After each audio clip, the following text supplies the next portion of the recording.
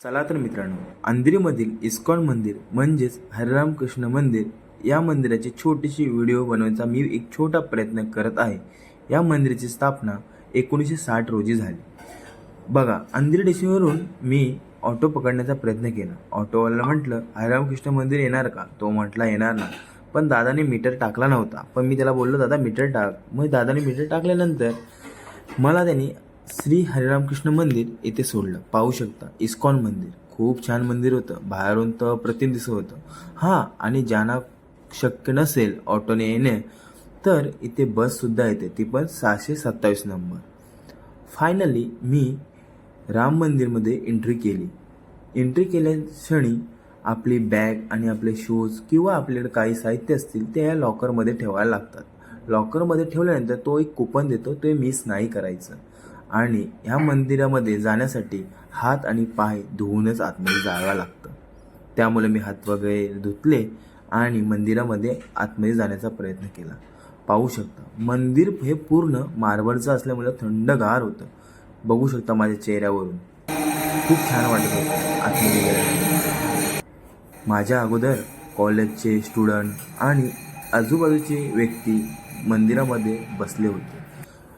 बघू शकता, मंदिरामध्ये मोबाईल अलाउड नाही आहे, त्यामुळे मला व्हिडिओ काढण्यात थोडे प्रॉब्लेम येत होते. तरी मी तुम्हाला जेवढे जमेल तेवढे व्हिडिओ काढण्याचा प्रयत्न करत होतो. भजनही चालू होतं. बघू शकता किती छान भजन आहे. त्यामध्ये मी पण भजनामध्ये थोडा रंग झालो. भजन अप्रतिम होतं. बघू शकता.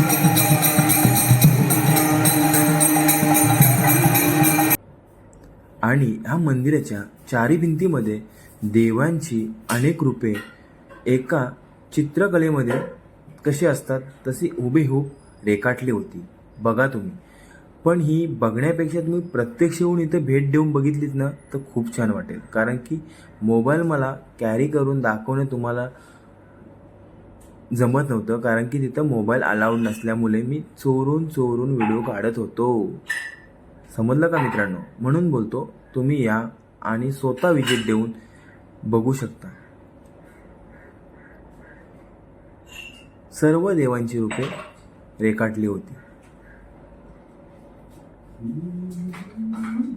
तरी मी सुद्धा डेअरिंग करून एक तुम्हाला रामकृष्ण मंदिराची मूर्तीचा व्हिडिओ दाखवण्याचा प्रयत्न करत होतो. तेवढ्याच सिक्युरिटी सांगितलं, मोबाईल खाली ठेवा नाही तर जप्त होईल.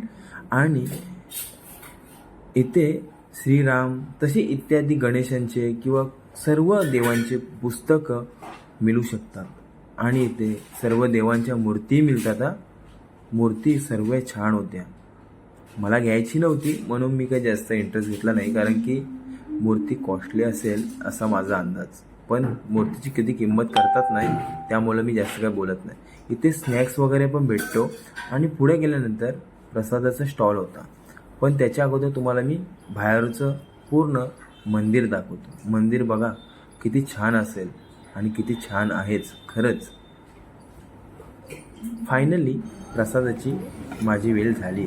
मी खूप एक्साइटेड होतो, कारण की प्रसाद बोलल्यानंतर आपण पहिला खातो.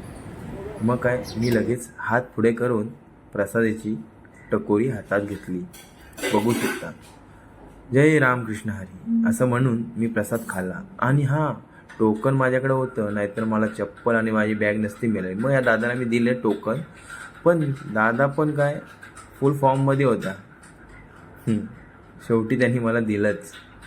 चप्पल दिली माझी आणि माझी बॅग दिली. मग काय, मी निघालो. एक्झिट बाहेर. बघू शकता, तुम्ही पण एकदा येऊन बघा. व्हिडिओ आवडल्यास लाईक आणि सबस्क्राईब करा. आणि हां, जाता वेळेस इथूनच बस पकडा, ती तुम्हाला अंधेरी स्टेशनला पोचवेल.